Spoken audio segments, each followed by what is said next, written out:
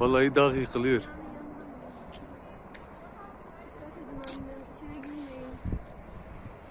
Aşağı inin kızım, burayı iyi zıplıyor.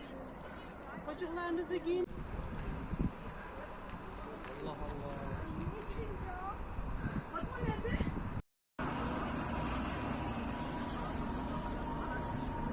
Yılanlı Dağı'nın vaziyeti.